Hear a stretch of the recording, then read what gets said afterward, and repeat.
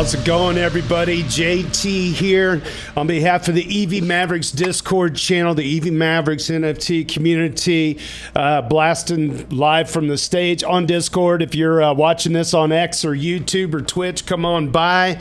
If you want to jump on stage, just raise your hand if you got some questions for the team with us today. Super stoked to have everybody here. Make sure you give us a thumbs up and smash the bell. So listen, man, we got Kody and we got Anthony. Hello, everybody. Glad you could make it. Yo, my man. Hey, what's up, JT? Good to see you guys. Last time we got together, we had barbecue stains on our white T-shirts at ETH Denver. And it's not the first time that Anthony's had barbecue. I think it was maybe the first time for Kody. So Anthony and Kody are both EV Mavericks. I want to highlight that. It's always cool when we get a chance on this podcast to feature the people that actually do the building in this ecosystem. And there's so many EV Mavericks out there. If you go look for the PFPs on X, they're almost always a good follow and high value people. And a lot of these folks have been around really since pretty much the beginning. Most people lurk on Reddit, but the ones that were vocal in the daily general discussions over the years, they were able to mint their Lion PFPs, and we've got two of them here today. So I want to get something figured out here. So Anthony works directly with Obol. Kody, do you work directly with Obol? He had mentioned that you worked with Smoothly. What is Smoothly? I work directly with Obol. Smoothly is a project I founded in early 2023. It's essentially a smoothing pool for solo stakers. Okay. A way to smooth out your execution layer rewards. Wanted to build something as an open source public good, not take a fee from it. So yeah, that's my other project. But yeah, working with Obol now. Okay, I just want to clear that up because it said you're a founder, so formerly of Smoothly and now with Obol, the collective that is Obol. So we're just going to do some real softball stuff here. We don't have to spend a lot of time with origin stories, but Anthony, do you want to lead off? Like, what did you do previous to Obol, and what's your journey been like? Yeah, so I am a self-prescribed ETH maxi. Fell in love with Ethereum in 2017, spent way too much time on Reddit. Before I was on crypto Twitter. I co-founded a company called I Trust Capital, the first crypto retirement account platform in the US. Grew that to a unicorn and then joined Proof of Attendance Protocol, POAP, or some people say POPES, as the first marketing hire. We all love our POPES and POAPs. And now I'm head of ecosystem and marketing at Obol. And man, we are trying to make the beacon chain as decentralized as possible, trying to ensure that, trillions of dollars can settle. And that is primarily through distributed validators, which is sort of the end game of Ethereum staking, taking kind of legacy validator technology and turning it into something that is more secure, more performant, etc. And we also have the Obol stack coming up too, which is exciting. But yeah, just an ETH maxi. Love hanging out with you guys all. Love hanging out with Kody. Get to work with him every day. It's a good life. Kody, I'll throw it to you. What is a little bit of your origin story besides Smoothly, obviously? Yeah. Like most of us, I didn't start in crypto. My background's mechanical engineering. In like right out of college, I was crashing cars, doing like instrumenting dummies and doing a lot of data analysis. And I got into Bitcoin first, and then as soon as I realized I could do something besides send money back and forth or send BTC back and forth, Ethereum kind of sparked my interest. And lurked on Reddit for a long time, and then as soon as I realized proof of stake was actually coming, dove in deeper. And put my ETH to work, and then started Smoothly. So that's kind of how I got it. How I met the guys at Obol. Was trying to get a smoothing pool integrated to DBs. How big is Obol now? The employees? Yeah, I think it's around 35 or so. Small but mighty core team. That's awesome. We just try to focus on the highest quality talent possible, and AI is really breaking down barriers, that ability to scale, whether it's scaling on creative side or engineering side. So yeah, I think 35 strong. We actually have a retreat coming up in Argentina. So before Dev Connect, the whole Oh, team will be wow. out there, get to hang out, go whitewater rafting, go dancing, all that cool stuff. That's fantastic. And so, Anthony, how So, long? want to cut in, Anthony? You're muted on Discord, and you are broadcasting on the other stream. So, update the audio settings. Yeah, my bad. Yeah. Okay, should I repeat myself? Yeah, do that. You don't have to, but I know you well enough, and No. maybe for the other people in the Yeah. audience. No, yeah, let's. Of course. Yeah, we'll rewind it back. Go ahead.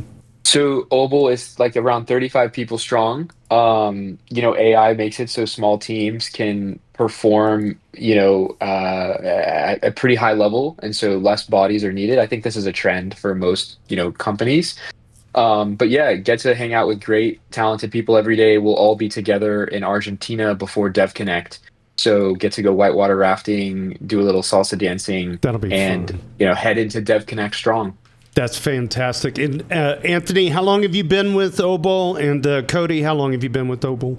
Yeah, we're coming up on 2 years. Probably like a year and 10 months or so. Yeah. Yeah, because I remember. Yeah, Go ahead, Kody. Sorry. Yeah, I'm just a year and a few months. Maybe 15 months or so. Anthony, I remember when I believe it was at Eat Denver at Kevin Owaki's church. I call it the Church of Owaki at the Green Pill Barbecue. I think you had just joined the team around that time. So wow, that's great. And so, all right, we got that done. Obol, what are we doing with Obol? Who's it for? And the other question I have is institutional staking. How does that work too? So let's just boil down the 50,000 foot view of what Obol is and who it's for. Yeah. I think if we zoomed way out, Obol's mission is to just like contribute to Ethereum's like never-ending story, which is its, infinite economy, right? We're all here because we believe Ethereum is going to change the world. The first major act that Obol has done is with distributed validators, right? A lot of people have heard of DVT. That's great for individuals like myself who want to stake from home, but are not that sophisticated about running a validator. So, if it goes down, it's not a problem. Generating keys is very secure without needing to like have a second machine for air gap. Various things. It's great for normies, squad staking, get a group together and stake from home. But it's the technology also is kind of a strict improvement over legacy validator technology. So institutions and professional node operators are running it as kind of their base infrastructure. We also have the Obol stack, which is going to be our second act for decentralizing all, Ethereum infrastructure and applications. But everyone has a different take on it. So, Kody, loves Ethereum like me. I'd love to hear how Kody sees it. Yeah, I think at its core, DBT was our first product. And if you aren't familiar with DBT, it's actually pretty straightforward. Traditionally you run one validator, one machine, one person, and DBT allows you to, operate a single validator with multiple nodes working together, reaching consensus on what to sign. And, there's also you, like Anthony said, you have fault tolerance. So like him and I are in a squad of 6 people, 2 people can go down and the validator keeps attesting. So yeah, it's, aside from just like the technical benefits, I don't think you really know how nice it is to have that backup until you need it. Like, getting support from the people in the squad for like technical issues because, a lot of people aren't super technical.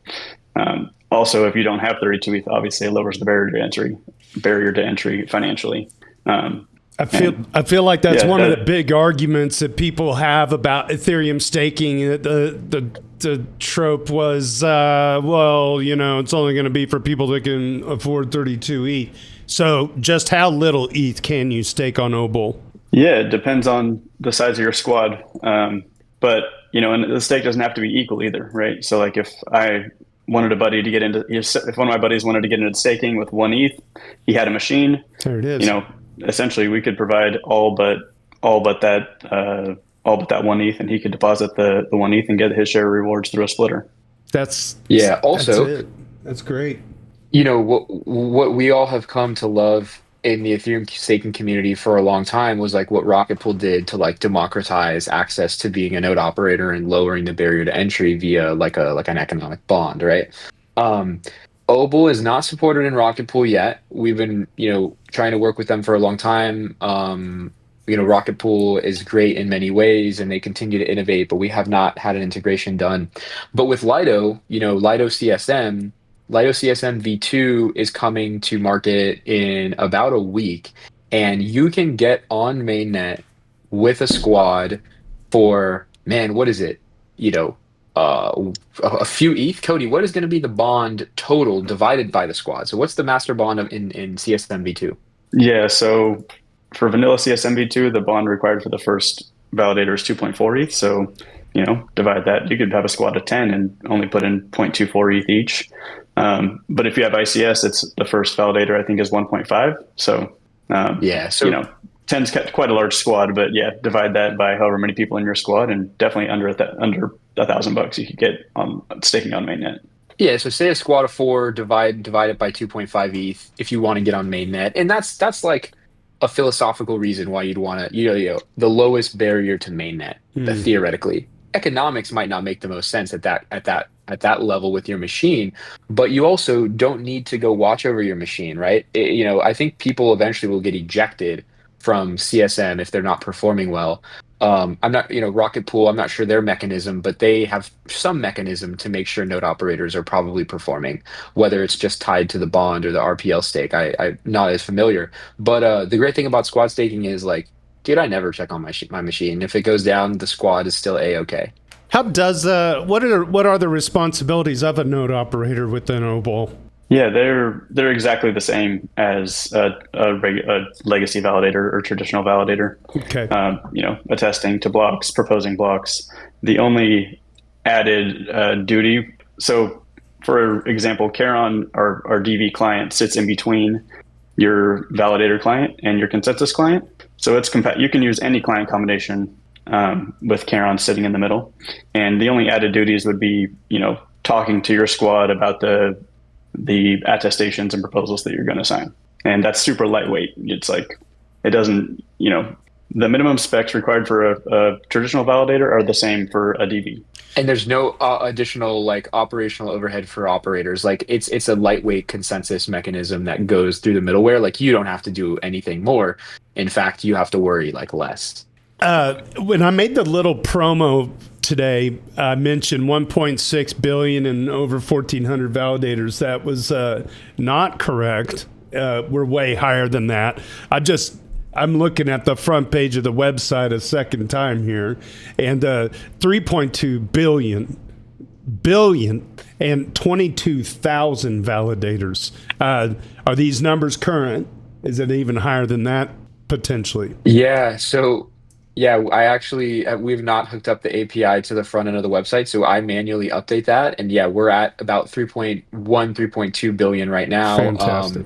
Obol is growing rapidly. It only accounts for 2% of Ethereum stake, but, primarily the response that we've seen, and next week we're going to be releasing the institutional staking report, which is based on data of the institutional staking survey we've ran this year earlier with Lido Institutional and Kaiko, where we've talked to 100 plus of all the top professional node operators, ETF providers, custodians, banks, asset managers.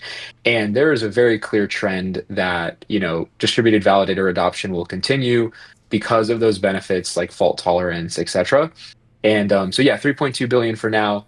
My bull case is about $1 trillion.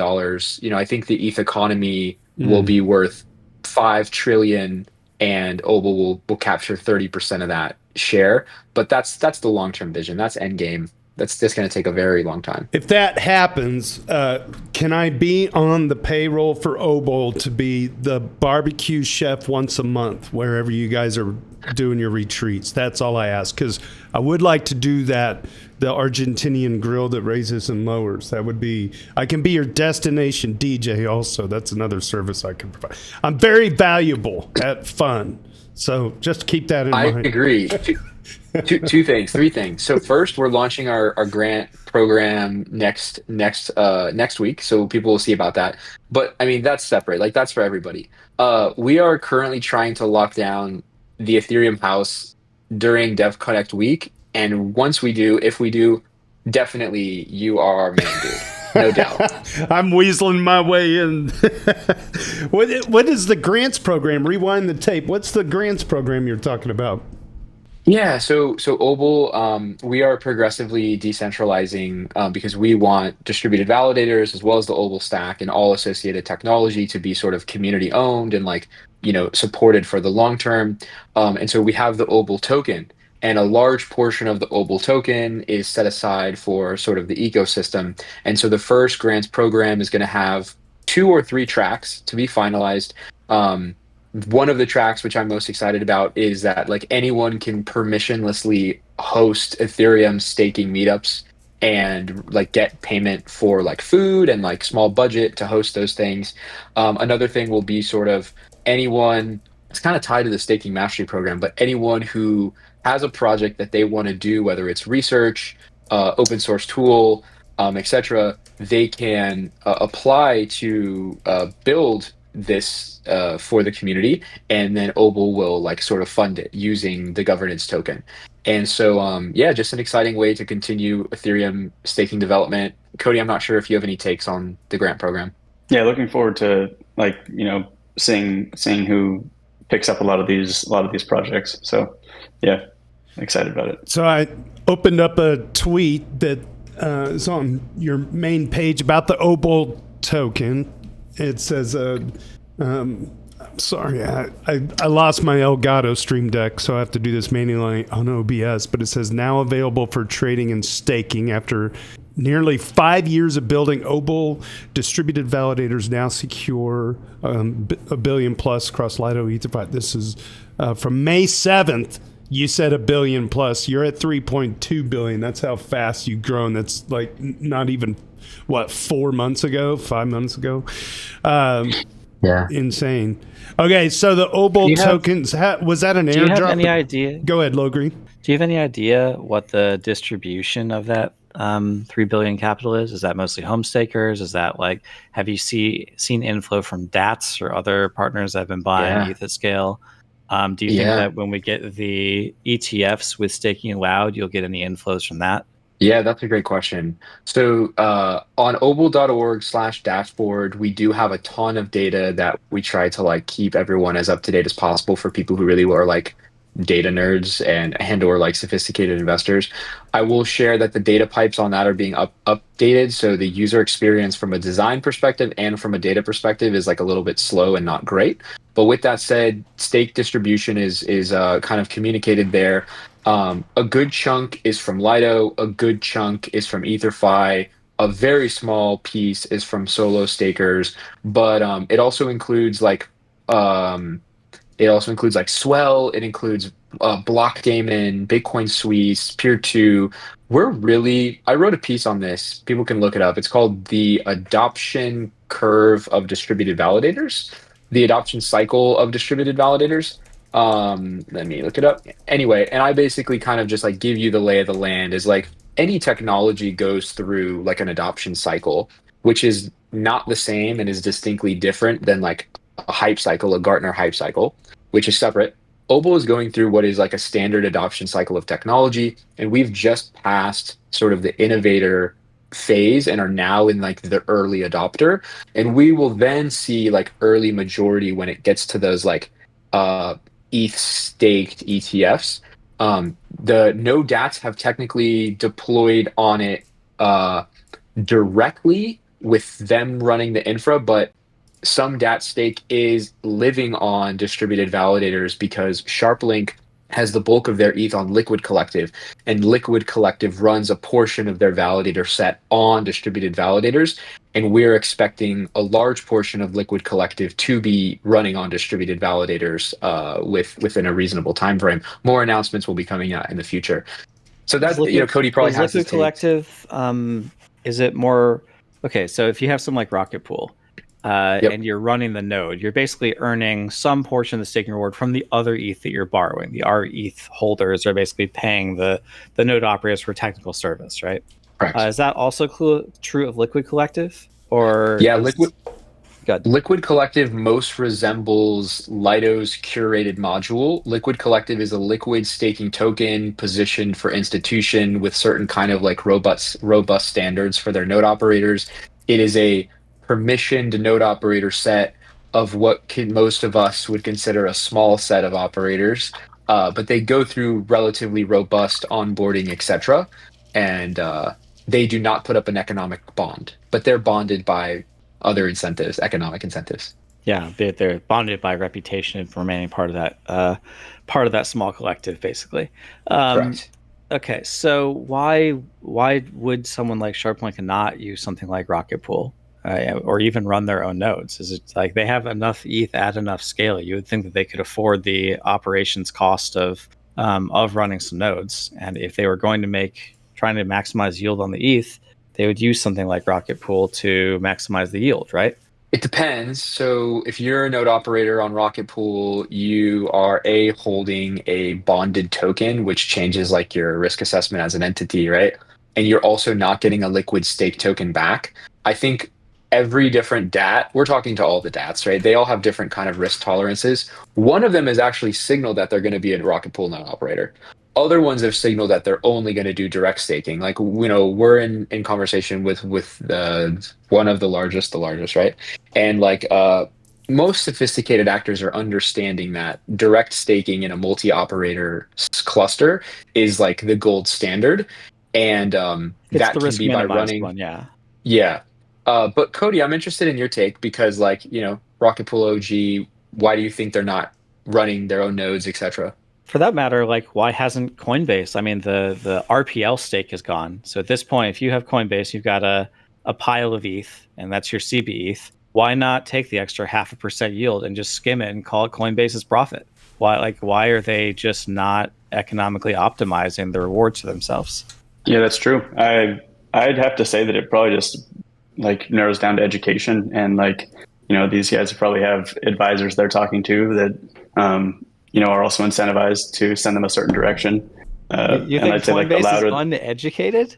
Like as a no, I wouldn't say Coinbase is uneducated, but like I would say that the DATs probably aren't in the weeds like we are in DeFi, and I don't know, and they're also maybe risk averse, and I think it's like maybe it'll play out over time, right? We'll see. These things just got started 6 months ago, and yeah, I'm curious like how it plays out over the next year. Yeah, and it's worth mentioning, like, we're so knee deep in this, right? So like Coinbase in particular, everyone is a unique situation. Coinbase in particular, their staking infrastructure was a byproduct of the Bison Trails acquisition, which had a certain amount of IP in-house on their current staking setup, which is developed over time to be more sophisticated and secure from their staking engineering team. And, we're talking with them of like, what's the timeline till that old technology stack is upgraded to, that legacy validator stack is upgraded to distributed validators, and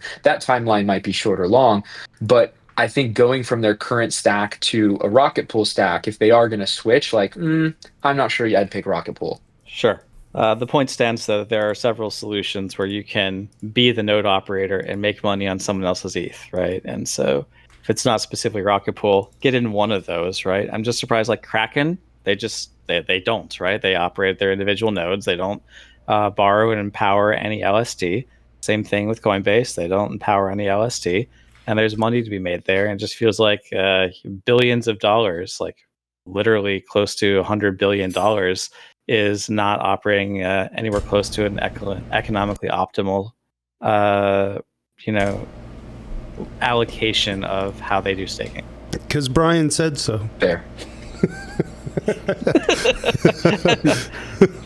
That's it. It seems like a persistent and difficult to justify.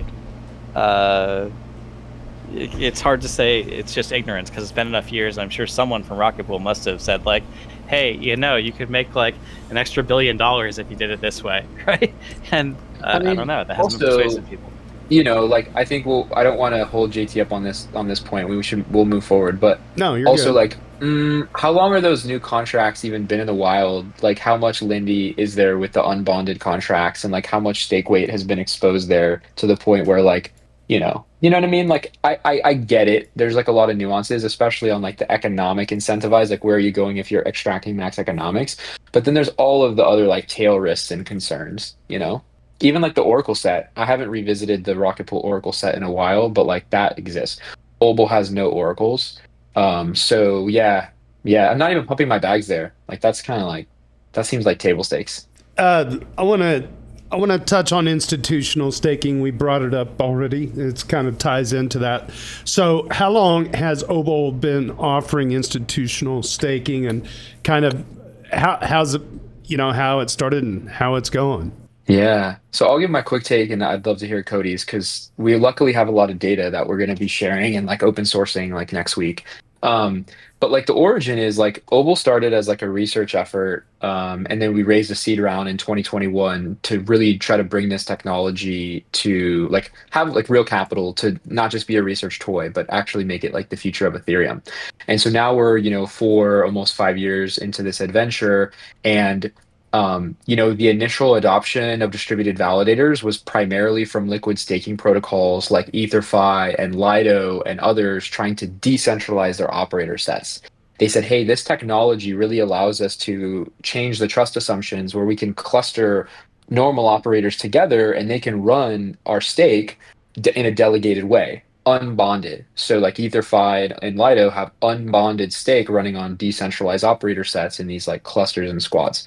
But now we're entering the next kind of early adopter phase, and the institutions and professional operators are saying like some of the unique value props of this technology is like a strict upgrade from our legacy validator technology. Like, the independent cluster architecture. Like if I deploy my own cluster, it is its own independent micro network and does not talk to anyone else's clusters. So Obol is not a single network. It's actually like a sort of cosmo of thousands of independent networks, and each is a cluster.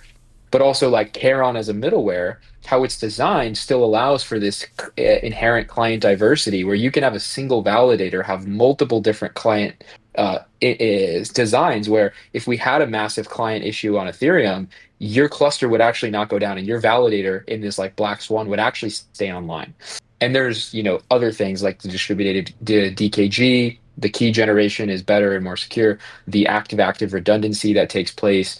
And these unique value props are getting institutions to take notice, which is why even though adoption looks rapid, we're in the early phases. And Kody, maybe you can share your takes because the survey was pretty enlightening. Yeah, and I think like there's a lot of other, I'd say, benefits to the technology that institutions would that I think they're going to value.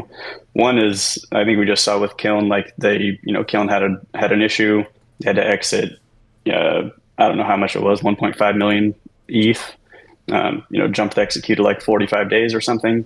So, in that event, if those keys are compromised, they're still in the exit queue and they're still validating. So that person, that hacker, whoever has those keys, they could actually like leverage that and try to get them slashed or do something crazy. Right now. Like right now. And I think that's something that DVs can protect from. Like you have, if one node operator cannot impact the cluster. So if it was a 3-node operator or a 3-node cluster, Kiln got their keys compromised, those 2 other nodes would continue to attest, and whoever had the malicious keys could not do anything about it. And we're also integrating like a node operator, like an operator rotation, right? So you could actually rotate. So you could either rotate Kiln out if you didn't trust them anymore, or like reshare a new set of keys so that all those compromised keys are not worth anything anymore. And the institutions, so that is a lot of that use cases are for the professional node operators, which are a distinct segment, like they're upgrading their legacy technology. But if you're an institution, a capital allocator who's just facing off with staking providers, you'll say like, do I want to stake all my ETH on this guy, P2P, Stakefish, Figment? I don't want to call it any names. There's a lot of players. They're all cool. Do I want to stake it on that guy? Or do I want to stake it in a cluster of multiple of those guys, and they all like are in an adversarial, not an adversarial, they're in a Byzantine fault tolerant style situation where if one of them acts up, or if a certain threshold of them act up more than one, you're still safe. And me, Bitmine, I'm actually in control, and I will eject you and pluck you out now if you are not acting in my economic terms. If we're renegotiating pricing, or if you are not performing well, and it creates this like mutable. I don't even know what to call it yet, honestly. It's something that's new, and it's a strict upgrade over legacy validator technology. So, how has the interest been from institutions? Yeah.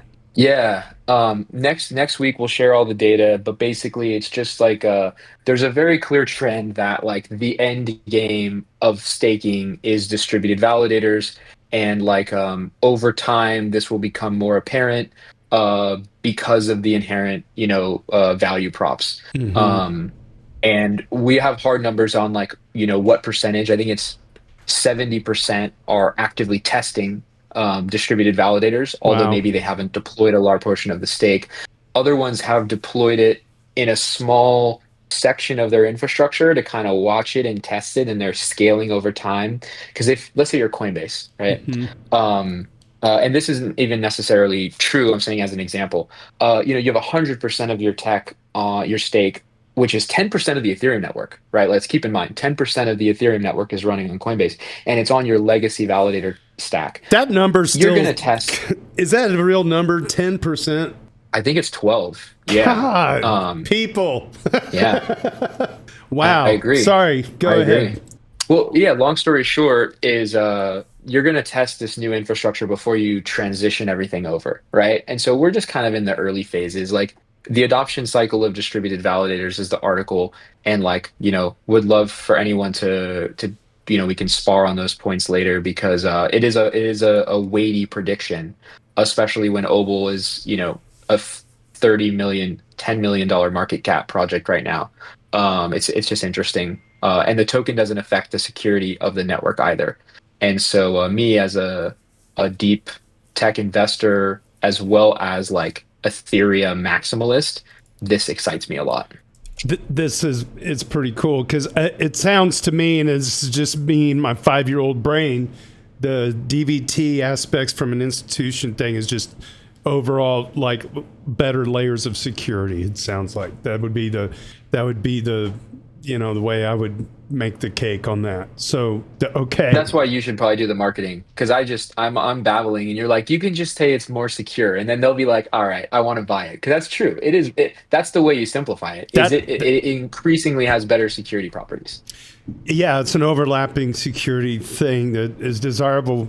Yeah, that makes sense. And so I also want to give this is the Obol team. If you're tuning in on X, YouTube, Twitch, or if you're my mom on LinkedIn, we're glad that you're joining us. Make sure you hit a like button there. But Anthony and Kody from the Obol Collective Distributed Validator Technology, they got a report that's coming, the institutional report. I got a simple question. We're not bullish enough. That's not even a question, but we're not bullish enough. I'm sure that things are really stacking up out there, and I really wish the best for the Obol team. It looks like it's just a hockey stick this year for you guys. I mean, it's been a pretty dynamically disruptive year in terms of the amount of growth that has just exploded into the space, just with all the treasuries and obviously the ETF action and whatnot. So staking has a place, and I'm wondering from a regulatory side here in the United States, things seem to be looking like it's moving in the right direction. I'm trying to remember we just had the Genius Act, but the Clarity Act in November, I think, might further galvanize this North Star. Am I correct in assuming that staking's coming for these big boys and lady? 100%. I mean, Kody, I think you had the Ether scan that Grayscale is starting to cluster their ETH, right? Yeah. I mean, I think we all saw that on Twitter. It made its way up there. But yeah, I think it's inevitable at this point, and it obviously has the backing of like the current administration. And yeah, first time, I've been bullish many times. Yeah, and this is like the most bullish I've been on adoption of crypto in general. Yeah, for me, just zooming out, like we're 10 years into this experiment, is like I just still fundamentally believe that like Ethereum is the only chance at like a credibly neutral settlement layer. And obviously the validator plays like a very crucial central role in that whole like long-term story. And that's why I'm excited just to be working on it and trying to think about that every day on how can we more decentralized and more secure Ethereum. And we didn't even get into scaling Ethereum. We all want to scale Ethereum. DA scales with node count. And if we don't have, unique individual nodes, like we're not scaling DA, and definitely not in a secure way. We can't have all of our DA living in Coinbase and a few other entities, right? So, man, yeah, we're trying to do the good work here, and we appreciate everyone for the support. For the crowd, and I know this, DA stands for data availability. There you go. I got that one. Hey, Treebeard, you're on stage. Do you want to ask your question, or I will? He has a question. He popped in the Dudes podcast channel on Discord. For Lido, etc., are these clusters generally run by a single operator to improve their fault tolerance, or are there mostly cross-operator clusters? Any potential for permissionless clusters with a bond? Yeah, good question. So that, man, so few people are uneducated on Lido, and so you're asking like a very deep and important question, right? So a certain percent, around, I don't know what it's, 5% of Lido stake is running on simple DVT, which is like Obol distributed validators in an unbonded multi-operator setup of many clusters, right? I don't know how many there are. I should know this. It's probably like 50. I'm embarrassing for not knowing that exact metric, but a small percentage of their stake is running on Obol in unbonded distributed validator clusters, multi-operator, a lot of them being like mid-tier and home operators, right? Some professionals mixed in. But now, very few people are paying attention. Obol is moving into the curated set of Lido as well. We've announced in the last 3 weeks, Peer 2 is moving. We announced Stakely is moving, and we have more coming out in the following weeks. I'm not going to say to just like burn the news, and I don't know what legal looks like. But with that said, is I hope and I expect that also the Lido curated set will move into a larger portion of DVs over time. Those for now are in single operator setups. So it's strictly just to improve performance and fault tolerance, right? And also get Obol incentives, token incentives. We have bootstrap and token incentives for people using our technology. But I want the Lido curated set to be running on multi-operator setups and inside of those multi-operator clusters to have intra-client diversity. So that validator is robust to multiple operators, to operator failures, as well as client failures. And that's, the true end game we all need to fight for. Matty Compost, aka I believe Next Level Fantasy, welcome in, has a question. Cooking a public goods squad staking initiative with the Green Pill Dev Guild, region coordination that revolves around Obol and the Lido CSM.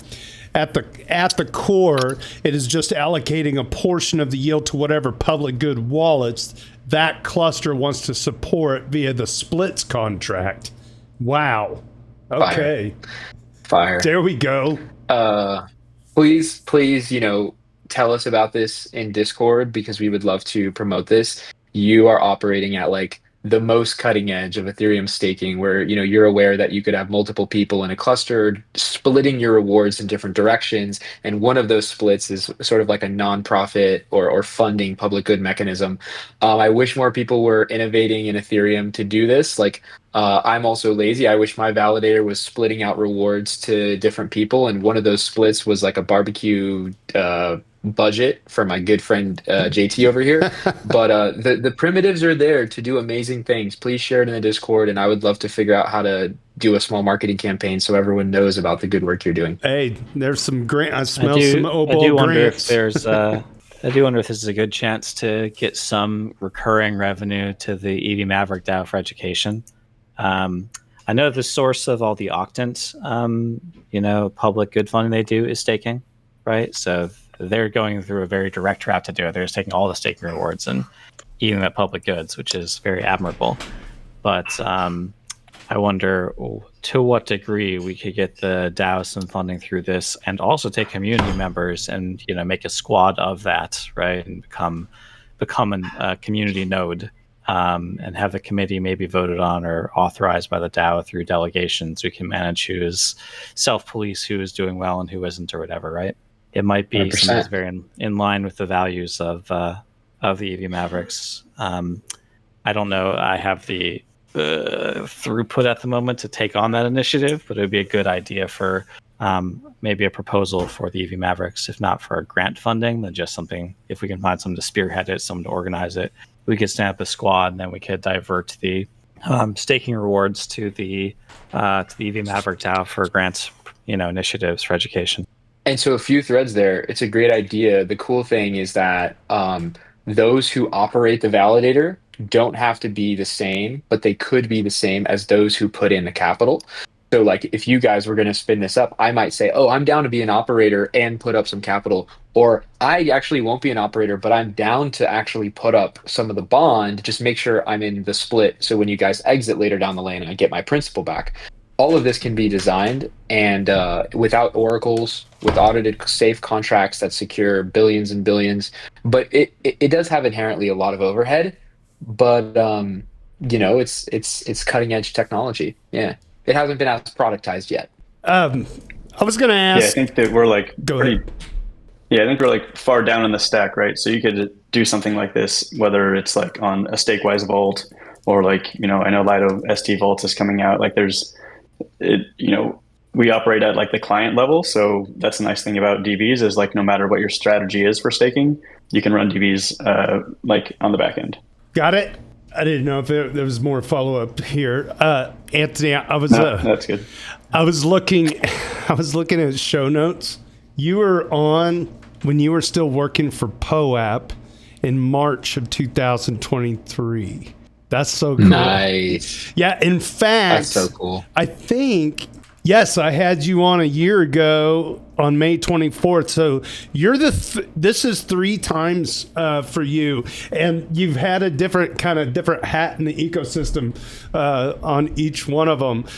Most recently, Obol. So, and it's cool because I get to see your trajectory. I mean, POAP's the shit. Don't get me wrong, but you're very malleable. You're able to do all kinds of different things and stay within the Ethereum ecosystem and crypto in general. But we always knew you would.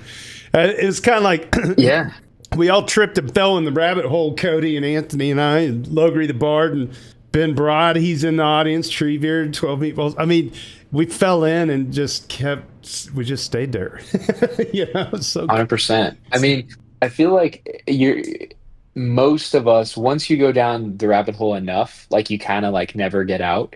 And that doesn't mean it has to be your full-time job either. It might mean like you're just with the community and that's where you put some of your capital and you read about it. You're still part of the culture.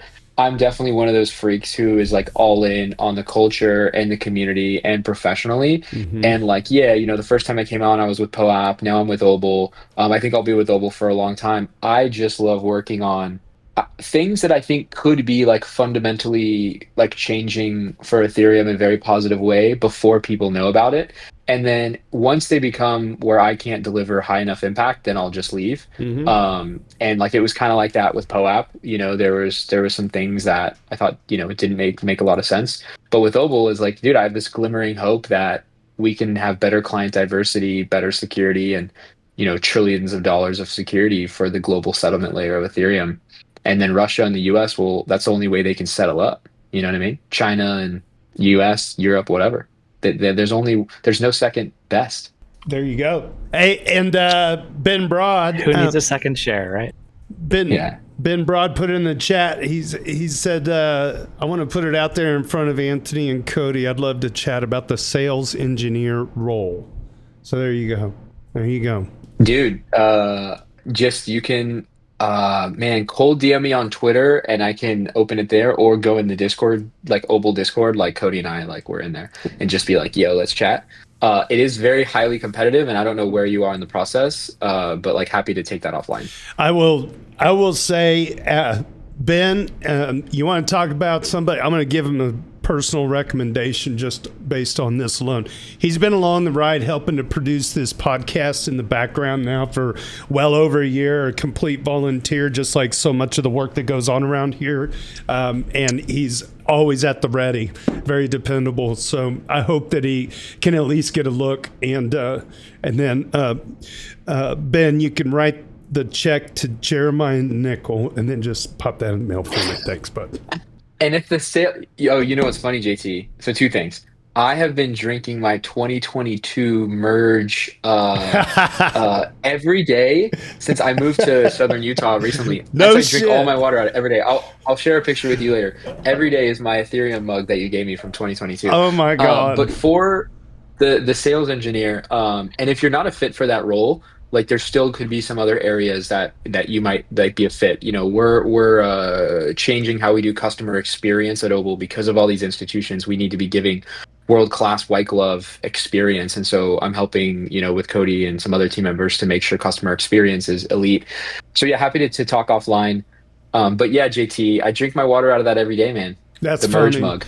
Yeah, a little inside baseball. Made some mugs for some friends and hosted a barbecue, and everybody got the mug. So I'm glad it's being put to good use.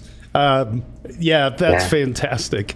I'm gonna have to make one for Kody now. See, let's see. Is there anything else we want to cover here? I'm gonna let you guys take the lead. If there's anything upcoming with Obol that you want to get out there, I know we're gonna have you back relatively soon, maybe as a pop-in on another show to do the institutional report thing. But is there anything else we haven't covered? Kody, I'd be interested in you giving your vision or pitch of the Obol stack, you know, knowing that it's very early, and just see how people feel about it. Like, we need to start getting user feedback eventually. That's true. I'm here for it. Let's do it. Cool. Well, yeah, I'll drop a link in Discord to the landing page. But essentially, what we're trying to build with the Obol stack is I'll just say the pitch. It's a modular plug and play framework for decentralized infrastructure, which I'd say we can definitely improve on that pitch. Oh, and applications, yes. But essentially, the way I see it is that, like, right now I'm running my validator on my node at home. I'm running, you know, a solo node. Rocketpool is plugged into it. My squad stake is plugged into it. I'm kind of like trying to maximize that one machine. And now there's new things coming online, like Aztec layer 2 that I also like plan on running on that machine. And the Obol stack. So like, you can imagine right now my machine looks like I've duct taped a bunch of different pieces together to like, you know, Docker composes and systemd things, and like all these, like, I'm almost afraid to touch it at this point because I feel like it's this Frankenstein of a machine.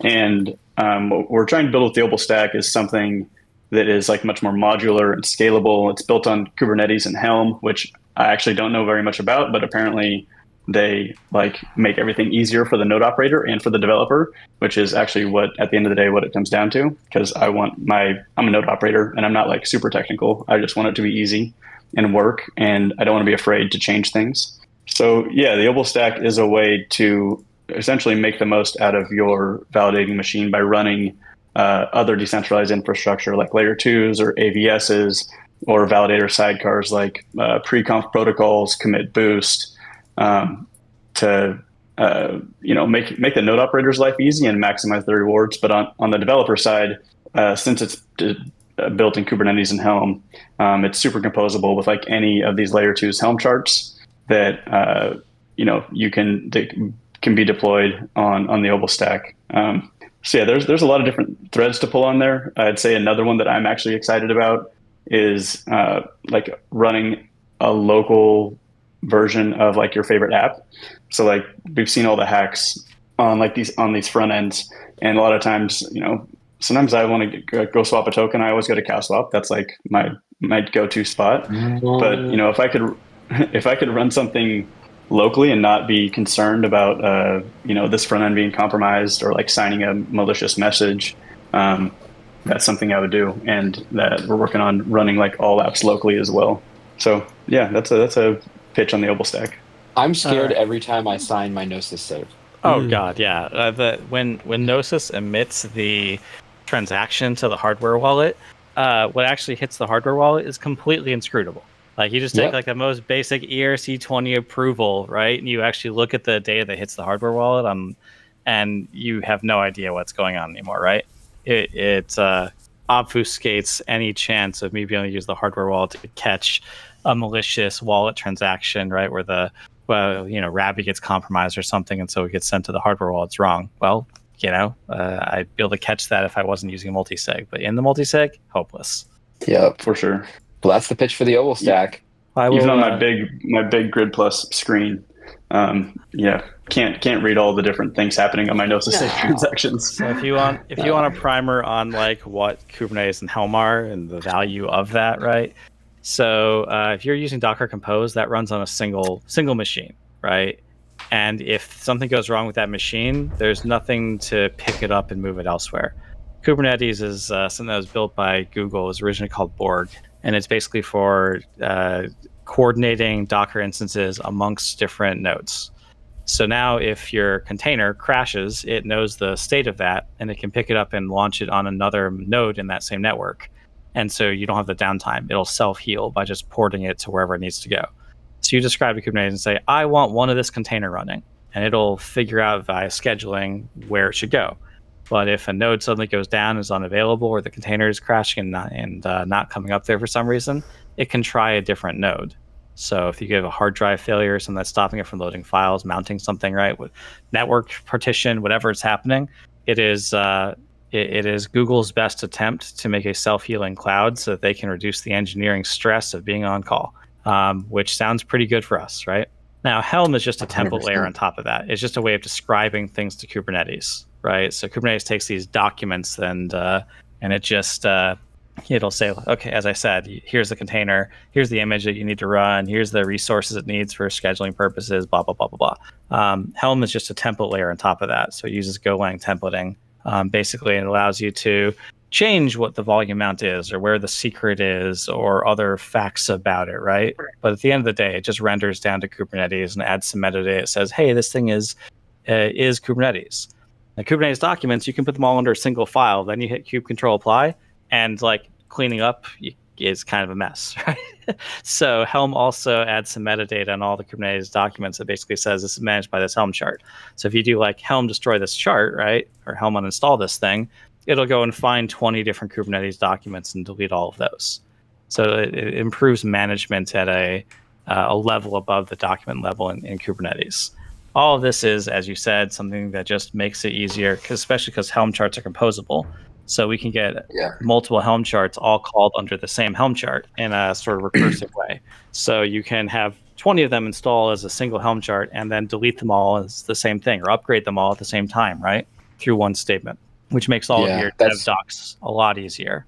That's what we're hoping is if, there's a standardized, we're able to easily standardize the Helm chart building process and it flows well into the Obol stack. Right. That So people what you have can to standardize is the value them. names. Yeah. So when you're doing these recursive charts, there's nothing that maps a value at the top level down to the child chart. So you have to make the value names line up by a coordination. But once you do that, then you can take the same value, maybe it's a secret somewhere or a volume name or something, and just use it across all the child charts without any. We should have you talk effort. to one of our engineers on the Obol stack. I feel like that'd be a good conversation. That's Absolutely. LogrisTheBard from talk. You can reach out, Tokenomics Explained. Yeah. Consultant. I am a software architect by training. I know a lot about this stuff. And that's why he's the technical interviewer. Well, fellas, we're coming up on an hour. I want to be respectful of your time before we head into the next part of the show. How can we follow you? Man, homevalidator.eth on Twitter for me, and then Obol is Obol_collective on Twitter, Obol.org on the website. We got to update the website though. The website's quite ugly. But yeah, if you want to have questions, come hang in the Discord. Thank you. I mean, it's always good to hang. JT, good to hang with all you guys. And yeah, thank you, Logri, for the awesome questions. Well, you don't have to go if you don't want to. Yeah, go ahead, Kody. I'm really looking forward to what's going to come with the ETF staking and these stats really start to move in bulk, right? I think we have another shot to really redefine the staking landscape. Yeah. Also, Lido has, to their credit, been moving in a positive direction over the years. So both from a node operator, perspective, client diversity perspective. I think the whole ecosystem has really had a lot of positive evolutions over the last couple of years, and distributed validator technology is certainly amongst them, right? Just it's provably a better way to reduce certain execution risks, right? And just have more reliable infrastructure, which is the core of the whole consensus machine that Ethereum is there for, right? 100%. Well said. Yep. All right.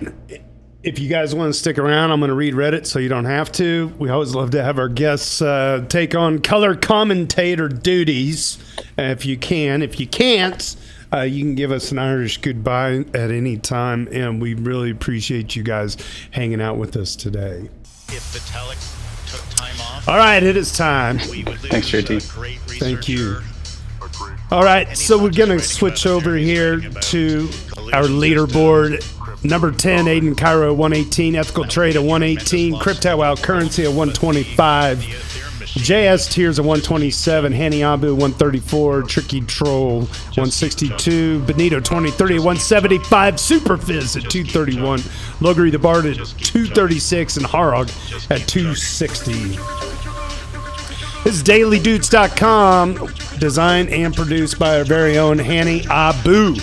And he's a wonderful person. He's on vacation right now, so we're not going to go through the rest of the stuff here as normal. I'm going to raw dog it right off of Reddit, just like the old times. Raw dog Reddit, I like to call it.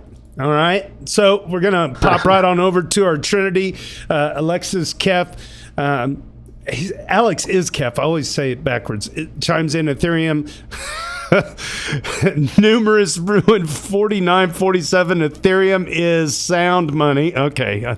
And the price at the time of writing was 39.62. I think we might be up a little bit from there, and that ratio at 0.03593. Our JS tiers, our haiku of the week: Ether commuter, liquidity sharpshooter, the world computer. JS Tears. How does he do it? How does he do it every single day? A daily haiku until we get to 0.178 on that ratio. By the way, Bert and Kody, since you guys are old mavericks, do you recognize the name JS Tears? Do you know who that is? I learned this recently. JS Tears. He is the organizer of EthCC Paris. He's a founder. Mm-hmm. He's like a main founder. Jerome. Yeah, cool. Oh, Jerome. Yeah. Yeah, he's a legend. Yeah, super nice guy. It's so crazy that I was able to put a face to a name, and he's from France. And the funniest thing happened on our live stream because he dropped an F-bomb and he said, "Pardon my French," and I was like, "That's the funniest shit." That was like the funniest thing I'd ever heard. I'm like, I have finally seen like a bucket list item where a Frenchman says, "Pardon my French." Okay. Anyway. Clam Chota chimes in. Take my energy. Thank you, Clam Chota. All hail the eternal crab. Ad Astra. There it is, the crab in the middle. Says, once again, Sisyphus's rock is rolling down the hill towards the inevitable bottom. In his infinite love and wisdom, the eternal crab set it in motion with a gentle push, just as the arduous task of rolling it uphill was complete, and the hodler was happy at this accomplishment. Oh my God, that's we got the best ship posters and our ship post of the week because we always like to save the best for first. The Swingman. Since ETH longs got liquidated, hold on one second. I'll make sure I got that right. Is this the shit? I think it is the shit. Yeah. Okay, this is the shit. I was right. All right. Since ETH longs got liquidated, I decided to liquidate my fridge and pantry and made some tuna salad. Here's how I did it. Posted the recipe. This sounds familiar. I remember posting recipes back in the day. Boom. Liquidated kitchen tuna salad inspired by today's ETH action. It came out pretty good. Look at that. There's some love in there. Look at the walnuts, cherries. I am starving. This sounds so freaking good. Yeah, that just reminds me I'm hungry. It's a good trinity there. Mayo, sour cream, and Dijon. Speaking of French. Thank you so much, Swingman, for the salad recipe here. A duder number 16 for this week. All right, Benito 2030, Deuter 176 discusses Ethereum superpower and composability. In one of the recent podcasts, a guest, I think it was the debate at Bankless, said, quote, "I think the superpower of blockchains is composability," unquote. Now, obviously, money Legos are not new, so it's not like this is a completely innovative thought. But in connection with all the L2 versus L1 and owning infra debate, it still stuck with me. Companies use Amazon, AWS, but they will move away if there is an advantage. Infra is not a sexy thing, but if infra is actually infra plus a USP in the form of direct benefits for your customers, and of course distribution, because they money sitting on the infra can more easily access your new shiny product, then that is different. The TLDR, I think the focus should really be on the UX interoperability part of Ethereum to show companies where they should build to get the max out of unsexy infra. Hey, Treebeard, you're hot micing, sir. Thanks. Harag replies, this is the top duder of our Ethereum. Agree. Interoperability is a key component what makes Ethereum interesting. In a recent Bankless podcast, Ondo Finance guys were asked why they chose Ethereum. They had 3 reasons: real-world assets, total value lock, DeFi ecosystem, and the very well-established intense framework, which they need to tokenize to redeem stocks. Here's the link to the interesting part, and there's a YouTube clip. We won't open it. When I heard that, I was honestly a bit surprised because intents have been used on Ethereum quite a bit. I think CowSwap was the first DEX which used them, but I was not aware that other chains are lacking in that regard. It's good to hear that all the discussion about intents and their implementation in the last few years are bearing fruits now. All right. Man, Intense were so crazy. That hype cycle around Intense, I feel like people talked about it all day, every day for like 6 to 12 months. Oh, yeah. Yeah. Well said. Let's see. Rhythm of ETH, Deuter number 59. The hypothesis is a very unlikely but theoretically possible black swan for Tether. Oh, strap in. You got to love some Tether FUD. I mean, it wouldn't be like it's just Tether FUD. There's so much of it at some point. It's like, are we just going to keep doing this? It's still got the slimy vibe to it. All right, Rhythm of ETH. Just a thought of a potentially massive grift that the current U.S. administration could carry out with stablecoins. Bear with me. It's just a fun thought exercise, all right? We have pizzas. We have 300 hamburgers. Many French fries. One of the key things about U.S. Treasury bonds is that mostly countries and U.S. citizens can hold them. Lately, the U.S. has been hinting and not wanting to honor debt associated with bonds held by China, which has resulted in China being forced to sell on discount said bonds to other countries, and the corresponding Chinese pivot to gold. Doing this, saying you won't pay your debt, is a massive hit to confidence in the dollar. See how weak it has become, and can result in political and diplomatic turmoil for the U.S. This administration is clearly walking this path. But you know which type of entity has no real countermeasures to this? No tariff war to be had? No geopolitical tensions to raise? Yup. A company like Tether. What if one day Trump decides not to honor the debt associated with any treasuries owned by Tether, making those specific bonds and their identifier codes as void? Is this a get out of jail free card? Huh. Interesting. All right. Well, if that happened, Tether could be depaid. Numerous Rune 4947 replies, Deuter number 17. If that happened, Tether could depay, which would likely cause significant damage to the entire cryptocurrency market. On top of that, the U.S. credit rating would collapse, since no one would want to buy U.S. bonds if the government couldn't simply renege on its obligations. Yep, and then, rates would pile up, and then, we'd start getting runaway inflation and devalue the dollar a lot. I mean, you got to do something, right? There's a $200 trillion national debt coming from unfunded liabilities. Gotta do something. Seems our plan is to inflate it, which is the oldest trick in the book. You're so positive. But it is the state of the world, sadly. I mean, there's no sugarcoating it. Yeah, there's no sugar. Yeah, it just is happening. It's like happening. we are not going to honor our obligations, and at face value. We may devalue our obligations to a point that we can honor them, or we may renege on certain social contracts, which also seems to be happening. Right, raise the retirement age, or just say Social Security is going to get cut by 30%, or whatever. Right. We may renege on some of those promises in that way, but just as we keep funding the initiatives at face value, we are extending lives with medical technology so that we can pay for longer lives on Social Security and more expensive medical treatments every year as we invent new medical treatments, right? So it's something's going to break, and what's going to break is the dollar, or at least the U.S., right? So not to get into it too much, we've talked about it before, but yeah, we live in a collapsing empire. Yeah, what we need to do is start a war and pay for this. Okay, never mind. I'm just kidding. That's what we used to do. Hope we don't ever do it again, but here we are. Hey. All right, LogrisTheBard. LogrisTheBard. With the recent hyperliquid USDH saga, how long until Binance and others follow a similar route? Will USDB be minted so Binance can receive all the T-bill revenue for stablecoins?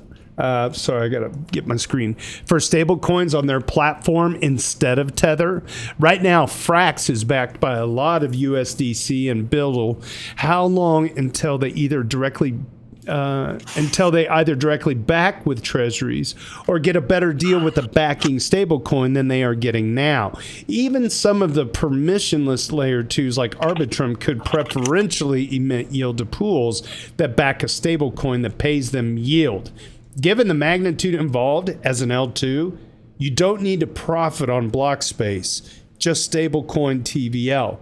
How could the EF do something similar to promote the adoption of an official stablecoin on ETH mainnet? This seems under-discussed here compared to the significance of the paradigm shift this would cause. The Hans Gruber replies at a Deuter 37, if the yield that is generated from T-bills that are backing stablecoins is the end game. I've talked about my thoughts on the current upcoming stablecoins wars here, but it was some time ago. All right. And there is still all this hullabaloo of if or how the yield gets distributed to the stablecoin holders. What if we ask the EF or Etherealize to skip all these stablecoin shenanigans and instead ask them to lobby and collaborate with the Fed to allow direct minting of the T-bills on chain? An official T-bill contract being on ETH mainnet feels right. Maybe they launch their own L2, but I like the idea of mainnet. It's big, it's heavy, it's solid. The Fed operates on ETH. Besant says he wants a multiple trillions of USD stablecoins, but what he actually wants is, and he crossed this out, to punch people in the face. But that's funny. But what he actually wants is to sell multiple trillions in T-bills that he knows backs them. Users could take their tokenized T-bills and use them on chain as collateral for loans to LP, or to take them and mint whatever stablecoin offers the best incentives. In this way, the free market decides what the best stablecoin will be instead of attempting to make a, quote, official, unquote, stablecoin, which I sort of thought was already DAI. But with the rebranding and how cloudy the whole situation has become, I'm not so sure. And also ETH as collateralized versus T-bills, and also ETH as collateral versus T-bills. There may be some circular logic here that I'm missing at the moment because I'm tired. Oh, nice reference. That is the end of the world. Yeah, that was a funny gift back in the day. Logris says in reply to that, we're essentially talking about negotiating the revenue split of the T-bill revenue to various parties related to the stablecoin. Right now, the issuer, Tether, gets 100%. With a tokenized T-bill, you're suggesting the EF creates the holder, that the EF creates, the holder gets 100%. Somewhere in the middle is a split where the issuer takes 100% and then gives kickbacks to the holder, such as earning yield on USDC if held on Coinbase. Now we have Hyperliquid saying that the platform with the TVL deserves the lion's share instead of either the issuer or holder, because they are the ones drumming up the demand for the coin to begin with. So the issuer gets maybe 5%, the platform or app gets 95%, and the holder 0%. Oh. A fairer split in my mind is the issuer gets 5%, the platform app layer gets 50%, and the holder gets 45% via kickbacks and yield from the platform app, where the TVL is. Nice one. Good job. So yeah, do our guests want to pontificate on this one? Because I think that we've seen the earliest version of this type of thing was Circle struck a deal with Coinbase, where Coinbase gets 50% of the revenue of the USDC, right? For basically being the source of the demand for USDC. And then the official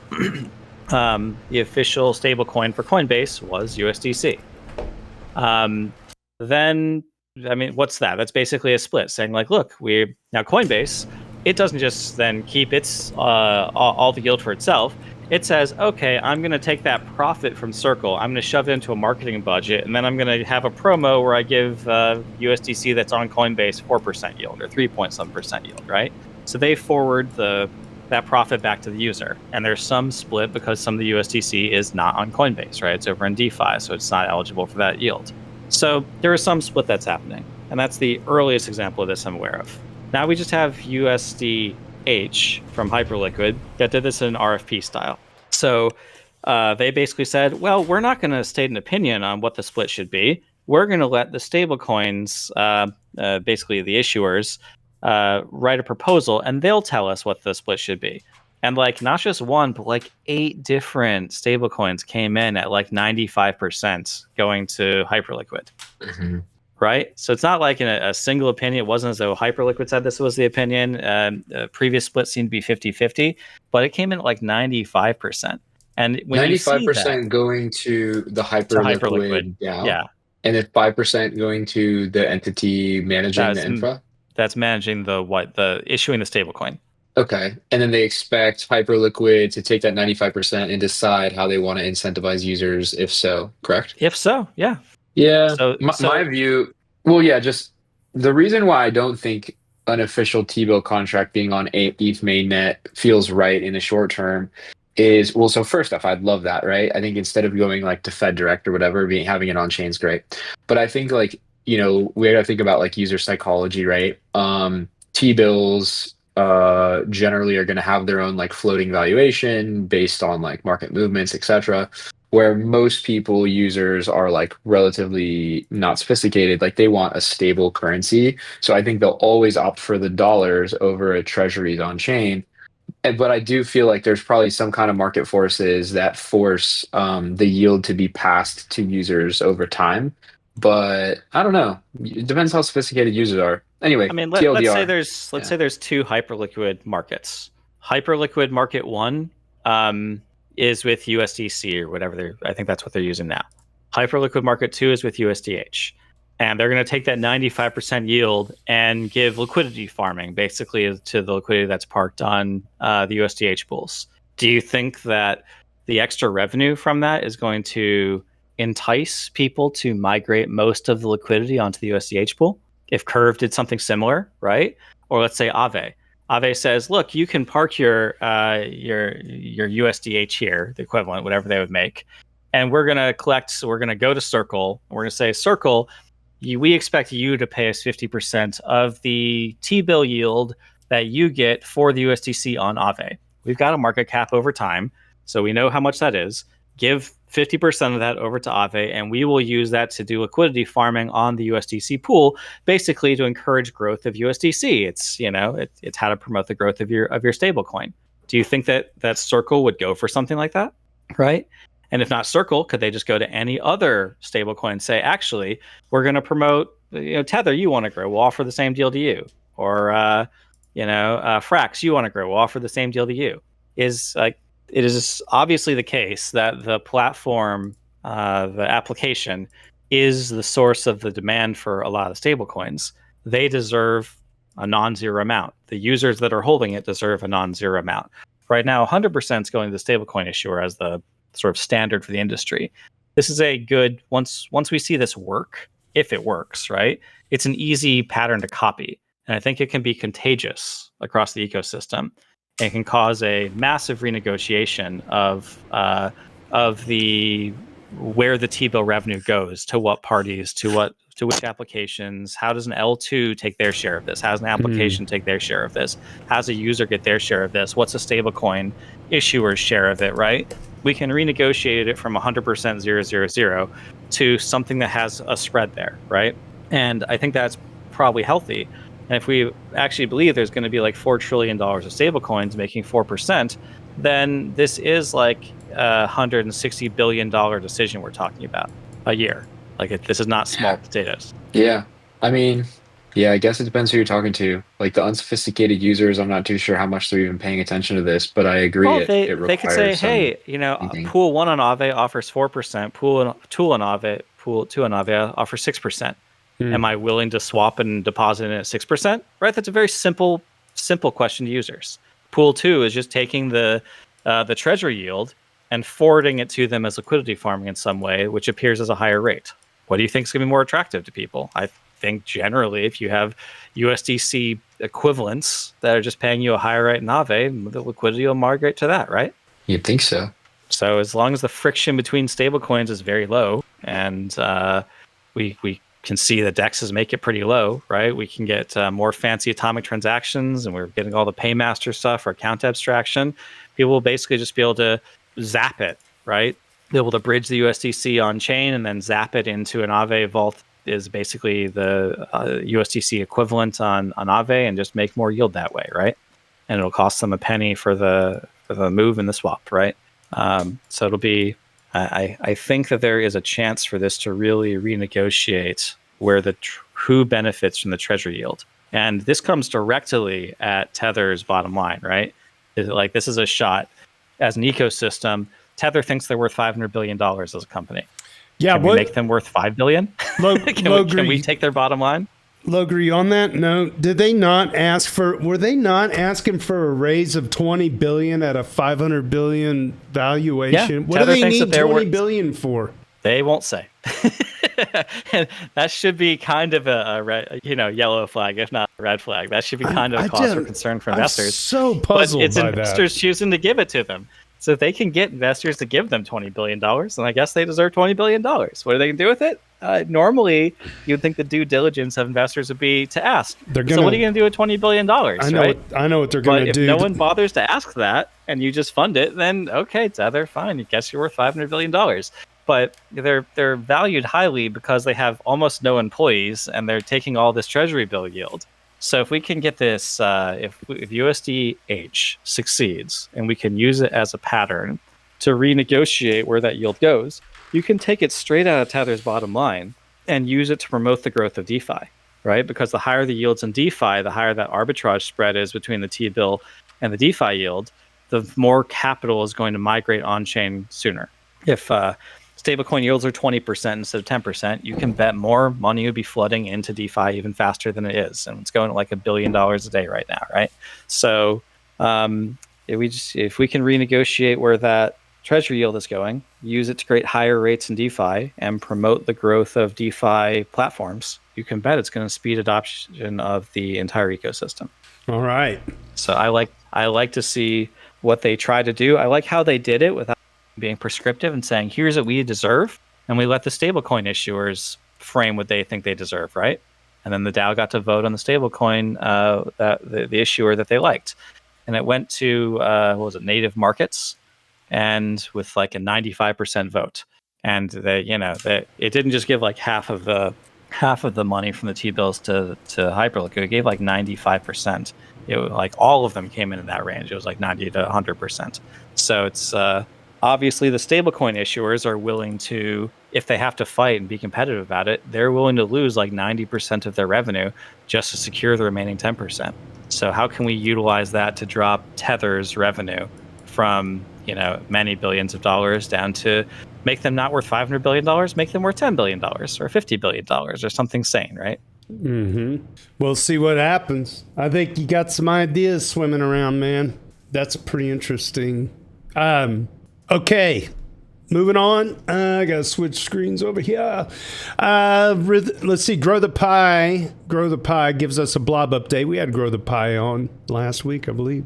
A blob update. Yesterday, we hit an average of 5.35 blobs per block. That's a new high. All right. Bringing us close to the current target of 6 with the max of 9. That's a 76% increase from when Pectra went live. With Fusaka, more changes to the blob market are planned, including PeerDOS, which would enable an increase to 128 blobs per block over time. And more on this here at Farcast.org. And you can follow the link here at dailydoots.com. User Rhythm of ETH getting another shout today. It looks like duder number 59, a drama in the crypto streets. Rhythm of ETH touches on the current decentralization debate. All right, the TLDR for Ethereum, layer 1. FTC has nothing to say here. Stage L2, stage 0. The FTC can destroy you for hosting and trading securities. FTC is Federal Trade Commission, I believe. Layer 2, stage 1. The FTC might think they can destroy your L2 and would need a positive ruling in favor of base to prove that this is not true. And layer 2, stage 2, FTC has nothing to say here. So Coinbase is in the middle of legal battles over whether their L2 base can or cannot host securities, according to a 1940s act. Meaning, Coinbase is being told that having control over sequencers in its L2 effectively means they control DEXs running on it. The silver lining is that Base is an L2. It posts proofs to Ethereum L1, which means they don't truly own the DEX behavior because code is law. And the silver lining is that Base is a stage 1 L2. This means Base does not have custody of anything on it. The Security Council can change code forcefully, but it has a quorum blocking share that is independent from Coinbase. Now is when Base hugs Ethereum. Now is when we care about stages after all this time. Harog getting a double shout this week. Harog covers most of the major risks for Ethereum at this stage in its development and adoption. Harog writes, a few bear cases for our space. Some have been mentioned by others already. These points are obviously all speculative and depend on decisions done in the future. I read this. This is a great write-up. This is a good, well thought out bear case. So for anybody that knows that we're all Ethereum maxis, you are correct. However, on our Ethereum on Reddit, we do have discussion about reality, and we do discuss actual good bear cases minus the FUD. All right, so few bear cases for our space. Some have been mentioned by others already. These points are all obviously speculative and depend on decisions done in the future. Point number 1. Decentralization, censorship resistance, and credible neutrality are not demanded by anyone in this space. There's your headline. So we end up in a walled garden of centralized databases like Tempo, BNB, and Solana. And as always, no one needs these properties until they need them because they got debanked. At the moment, there are quite a few projects which claim to be much more decentralized than they really are to get street cred. Similar things happened since the inception of our space, so not too worried here. Second point, staking centralization. Might be that in a few years only a handful of entities run validating nodes, which makes it easier to collude for personal gains.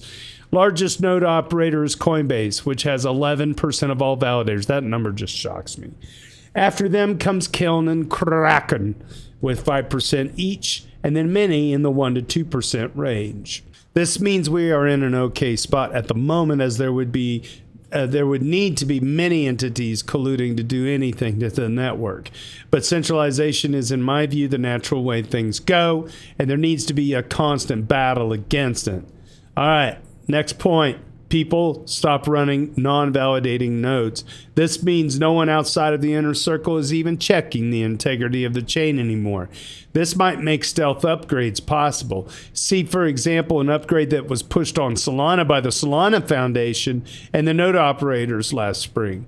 The public only realized 2 weeks later that they stealthily updated the chain. That's scary stuff, and he provides a link. Next point. Resource demand for running a node skyrockets. This would lead to staking centralization, as mentioned above. It's difficult to balance and therefore can be slowly eroded over time. Next point, an upgrade bricks the network. At the moment, Ethereum has 100% uptime, no rollbacks, and no downtimes. Much better than anything else in our space. A narrative that can be lost with a single bug. Next point, there just isn't enough demand for all the transactions we are scaling for, similar to the first point. All right. How about privacy? It never gets implemented properly. At the moment, every transaction is transparent. For many states, it is easy to connect your name to everything you are doing. You supported a group which is against the current people in power? That is straight to jail with you. There are ways to anonymize your transactions, but they are cumbersome and might make further transactions with centralized entities difficult. Roll-ups. They might never get implemented properly. At the moment, the largest roll-ups do have lower security guarantees than they could have. Most are working towards improving that, but progress is slower than, at least I, expected. Ethereum governance. Here we go. That process gets co-opted by malicious actors. What if that happened? Or it turns into a fruitless turf war. Ethereum governance is complex, but has shown a lot of resilience against influence of single actors, which is great for a credible neutral network. This could get subverted by some larger entities. All right. People might like Ethereum, the network, but not use Ethereum, the token, as much. That's a bear case. Similar to how many people love Bitcoin, the token, but only very few use the network at all. I think I agree with this. Just case in point is the amount of USDC, yielding things that don't necessarily need a lot of ETH to operate. Okay, how about this? A decentralized network of companies like the Ethereum space is not as efficient in pushing narratives as other projects in the crypto space. Having thousands of uncoordinated voices makes it easier for malicious actors to divide and conquer. There's a Wikipedia article called Defeat in Detail. Harag wraps up. I'm sure I missed many other possible bear cases. As you can imagine, I am all in on ETH. Not because I think it is smooth sailing for the Ethereum space, but because I think other ecosystems are in much rougher water than they claim to be. And some haven't even built a ship yet, but claim to already winning the race. I am honestly not sure where to read about all the bear cases. In my view, Ethereum space has a lot of intellectually honest people which discuss the bad sides and trade-offs of certain paths in detail, but I do not know of any easily accessible site. For me, one of the better ones is Vitalik's website, which discusses alternative roads from time to time. Podcasts where he appears are always great, and the way he discusses topics is easy to see bear cases if things go a different path. Well, that was very good. Thank you, Harok. So if you can see my screen here, I told him, I said, damn, dude, you're such a machine. And then he has this meme of a guy putting a square peg in a round hole. But to be fair, I think sometimes I find the right answer, but seldomly on the first try. He's too damn humble. This is good. It's yep, quality. A lot of the best of us are. Mm-hmm. Yep. Yeah, it's wonderful. So it makes HodlerCon so fun. You actually get a bunch of really quality people there. Did Hara go to HodlerCon? Yep, he was in Thailand with us. Okay, but not in Hawaii. I don't recall. He may have been at Hawaii. But yeah, like Alexis Kef was a HowlerCon, Tricky was a HowlerCon. Oh yeah, I remember I'm meeting we Tricky. crowdfunded him to go. I'm meeting Tricky, and I'm like, dude, I won't dox anything about him, but yeah, what a gent, good dude. Yeah, shout out to Tricky Troll. He's the one that does all of these daily dudes now. It has been thousands of them, 1,200 or so days, and I mean, very, very rarely does he miss. Very rarely. I mean, when I was doing it, I didn't miss it's either. gotten It's easier. just hard. The dude count's gotten smaller. We had one day this week that had all of 2 dudes. Yeah, So, but yeah, well, the comments, yeah, there's some days pretty quiet in there. I'd much rather that it's like 1 or 2 than it is 10, and it's like you're just kind of trying to find anything to find, make 10 happen. Don't force it. Yeah, I'd rather there was enough. I'd rather there's enough quality writers and material. There was always 10 good ones, and we were fighting for them. But yeah, now community has shrank a lot. Yeah. Well, the comments have. I always feel like on high price action days, it's like, oh, there you are. It's like there's so many people. Well, Kody's a maverick. That we were interviewing earlier. He's a maverick. He's just a lurker. He commented enough to get his EVM, but a lot of these people are.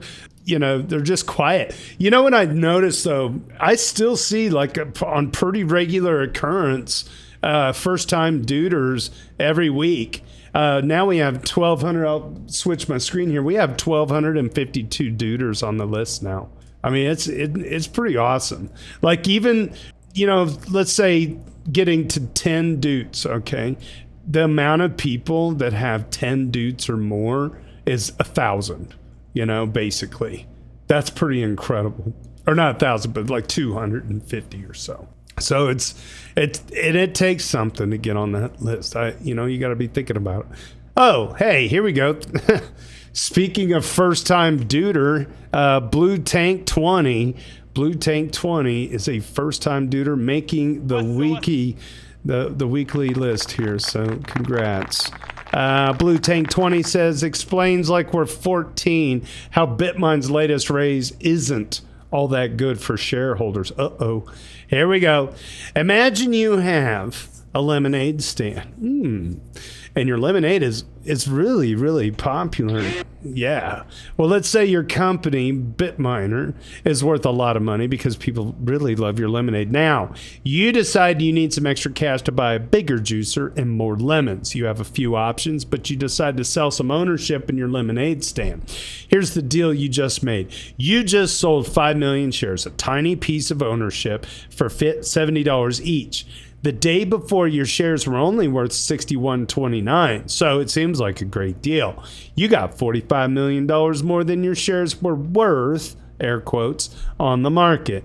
That's like selling a single cup of lemonade for $7 when everyone else is selling it for $6.13. Sounds awesome, right?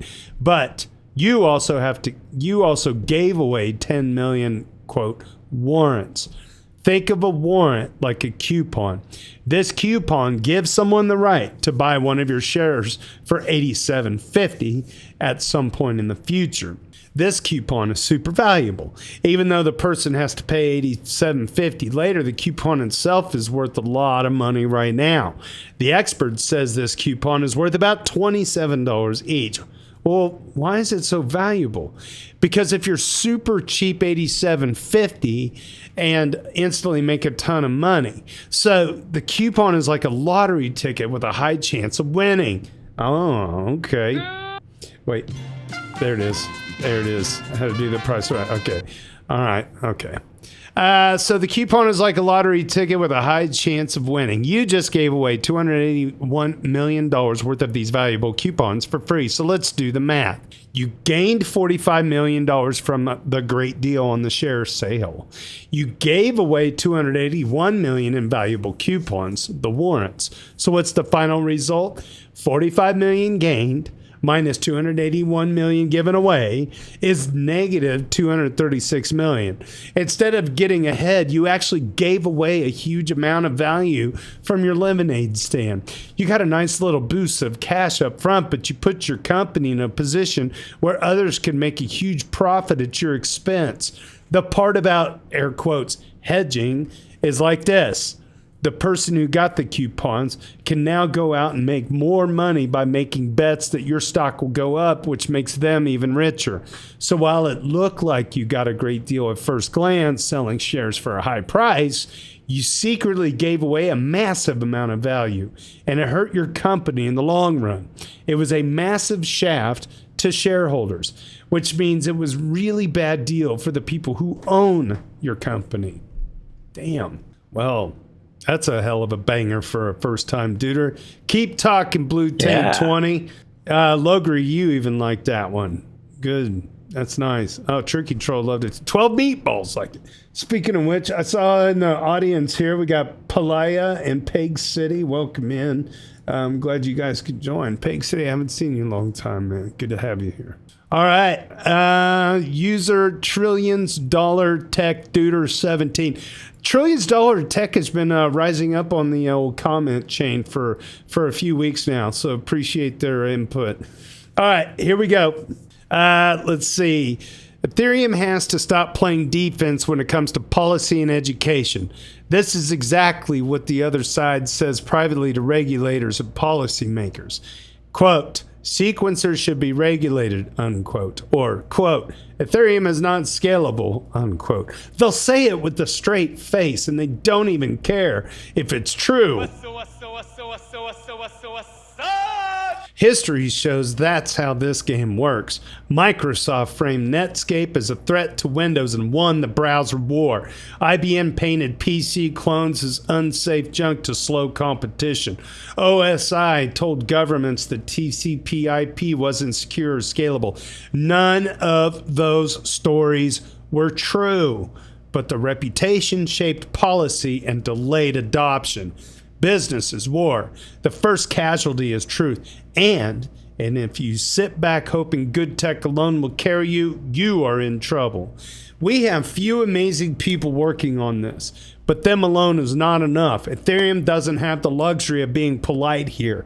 It needs to go on an offense, tell its story, define the frame, and make it impossible for others to write the narrative for us. And there's a link to the tweet. I love takes like this because they make something clear. Ethereum has to stop playing defense when it comes to policy and education. I'm going to open up this tweet. If I haven't already given it a like, I'm doing it now. All right.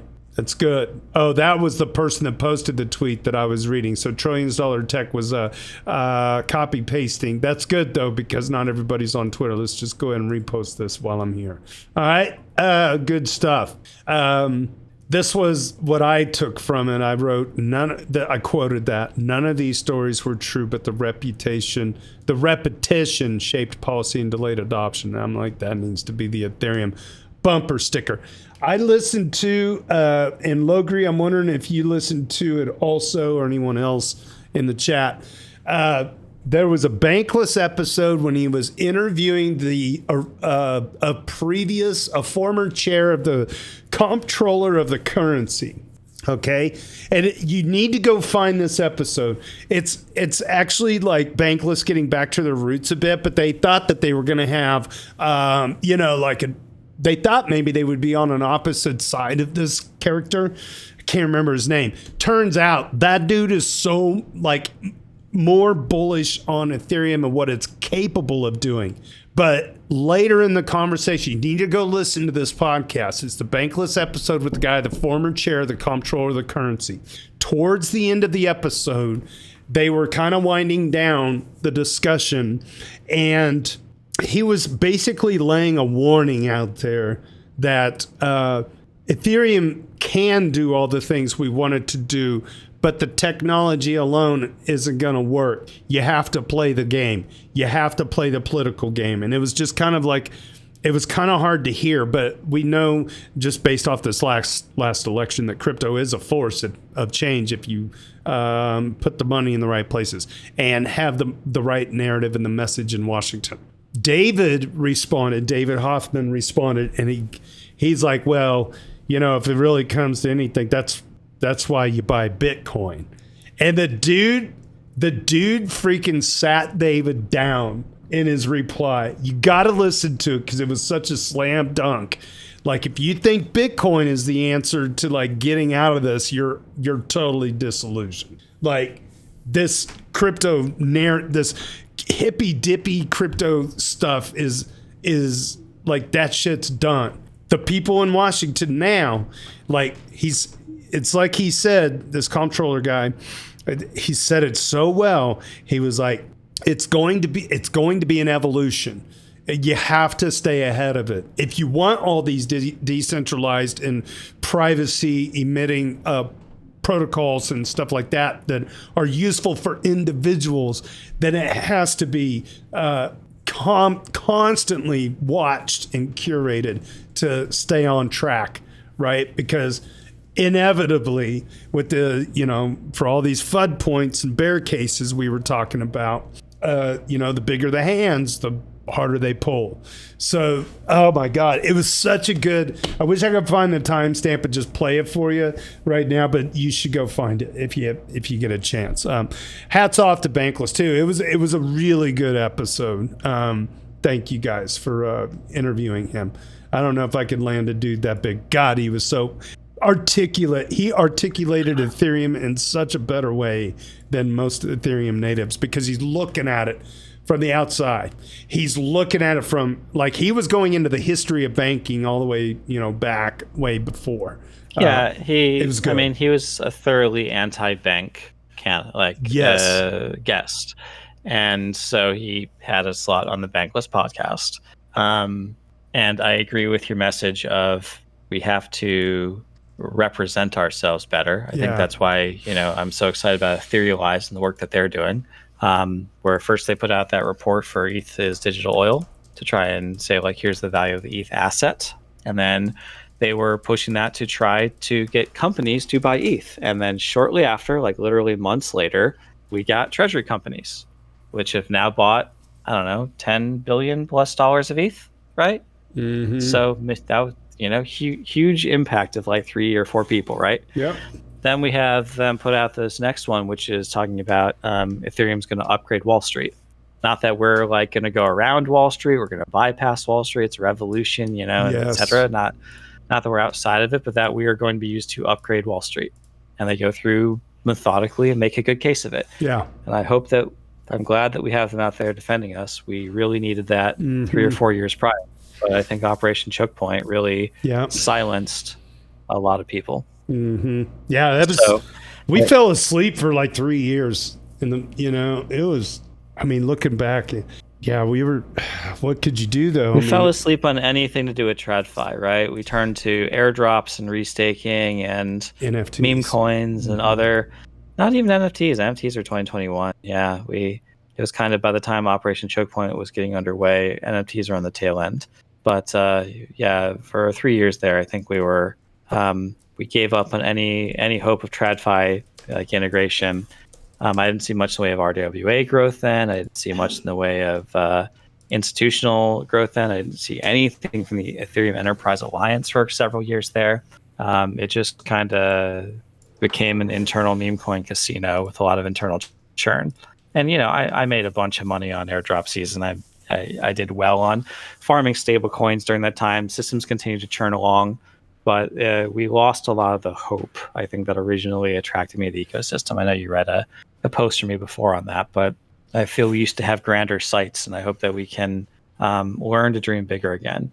Dream about having $4 trillion of stablecoins on chain. Dream about how we're going to use those to make the world a better place, to make money and financial services accessible to a wider audience, to debank people and remove parasitic middlemen, remove banks entirely if we can.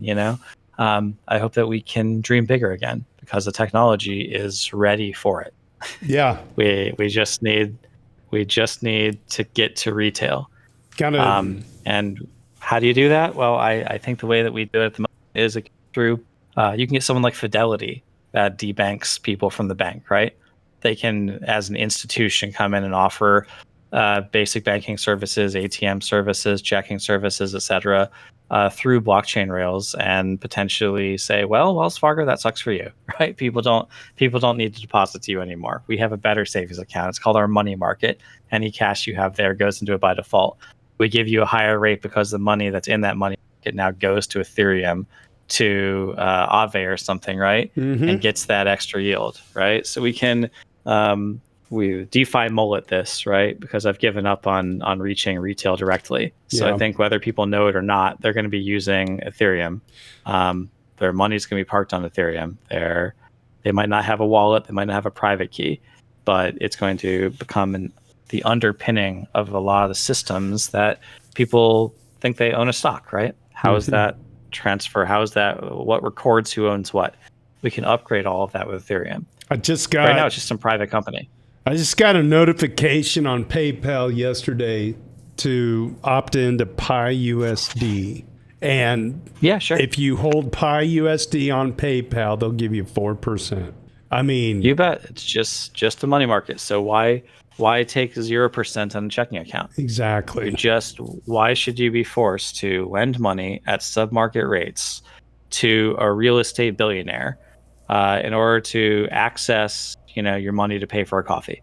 There's a bundling of services in a bank right now that is very unfair to the consumer. And we were talking about renegotiating where that stablecoin yield goes, where the treasury yield goes. We can renegotiate that at a societal level, and we can really, in a serious way, either change how banks are structured, their relationships with their customers, or just remove banks entirely from the system, and go from lending, basically decouple the lending aspects and the credit facility aspects from the basic checking services. And banks do perform other services for large enough customers, but if you're just depositing your direct deposit there from your paycheck and then using it and living off of it, you're really they're preying on you, right? Like they're making money on you with overdraw penalties, and they're making money with you if you don't have a certain amount deposited there. They're taking a monthly fee for you, right? They're keeping all the interest on your money and paying you none of it. And the only reason you're taking that deal is because you're not aware of one that's better. I'm wondering. So we'll make it better. I'm wondering if banks. I'm just envisioning a future of like how they kind of survive in this arena. I wonder if banks are going to be able to offer FDIC insurance on a stablecoin vault thing where they offer 3.5%, may not be 4%, but at least it's insured. FDIC insurance is there in case the bank lends out money and then the loan goes bad and insolvent and the bank collapses, etc., that your money is insured by the government from lending risks, essentially, right? If your money is backed by a T-bill, then what do you need FDIC insurance for? It's backed by the Federal Reserve, right? They're going to pay out the dollars at the end of it, right? So there's FDIC insurance is kind of meaningless in that case. I know we harp on it, banks being safe because of FDIC insurance, but what is it insuring against? Right. It's insuring against risks that don't exist if you are essentially backed by a T-bill. That makes sense. All right. Well, time has come, friends. We are down to our last doot of the week. User Hitman616, speaking of people that have 10 doots or more, Hitman616 is a duder number 10 for this week. Thinks that institutions are coming. It just won't be overnight. All right. Gensler's SEC was literally prosecuting ETH app creators until 8 months ago. Why would any U.S. institutions touch ETH with an SEC that aggressive? DATs also weren't even a thing until May 2025, like 3 to 4 months ago. And they've already bought 4% of ETH supply. That's 5 million ETH. The answer is, how long do we wait? Is, in my opinion, at least roughly 12 more months. By then, we'll likely have retirement funds open to buying BTC and ETH and clearer rules about how TradFi institutions can safely build on Ethereum without being worried about SEC prosecution. Saying that institutions will never stash ETH because they haven't done so yet is both A, wrong, and B, extremely short-sighted because the doors were literally just opened. Also, Kang's technical analysis depends on viewing ETH as a commodity exactly like oil, rather than a store of value that appreciates over time. The digital oil narrative is a nice meme, but oversimplified, and only captures the concept of ETH being burned or used up during transactions on Ethereum. It ignores that ETH is also programmable. It can be used as collateral, plus money, has a native yield, and its supply dynamics can be deflationary, or at least less inflationary than even Bitcoin. None of these other properties is true for oil. So assuming ETH will trade in a set range, for example, $1,000 to $4,000, makes no sense. The only thing I would really agree with is that competition from other L1s like Solana can sometimes be understated by ETH maxes. But again, we'll know more in 12 months how TradFi views Ethereum compared to its competitors. That is some bullishness from Hitman616, Duder number 10 for the week. That's it for the show today. On behalf of the R Ethereum Daily General Discussion and the EV Maverick Style, my name is JT. Cheers and big hugs from Kansas City.